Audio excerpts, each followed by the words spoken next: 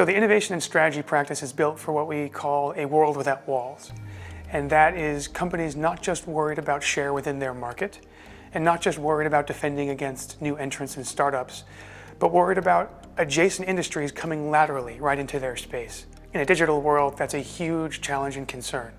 And we have to be ready with new products, new services, and entirely new business models so they can grow their way into that. Big trend we're seeing is a shift away from what we call the era of optimization into what we call the age of origination, and that's value origination. What I mean by that is optimization is being more efficient and leaner. And this is how companies have spent the last almost 50 years. The next 50 years are going to be about growing that top line. And that's next new products, new services, new business models, and originating new value. It's a muscle that doesn't exist in a lot of companies today because they spend so much time being efficient. So the innovation and strategy practice and Fahrenheit 212, which is Capgemini's innovation firm, are positioned to help create that and push that new top line. Companies need to think of innovation almost like the new R&D.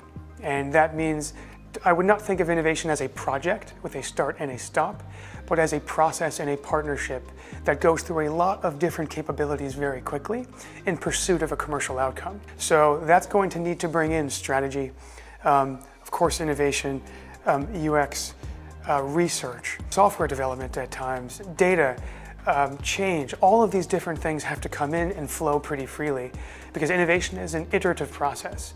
It's not just a staid planning process as it used to be 5 and 10 years ago. And we do that by blending what we call deductive analytical thinking with big open creative thinking as well. And it's something that we shorthand that we call money and magic. And it's the idea of creativity and analytical thinking not happening in sequence, but in tandem and sometimes in tension with each other to create big breakthrough outcomes. We don't like to leave the realities of the business or the realities of the technology as problems to be solved later after you have a big idea. Those things have to be brought up into the ideation process, into the strategy process, so that what we create is implementable and predictable, and we can act on it and eventually scale it in short order. It's very important to have access to those resources and access to that expertise right away.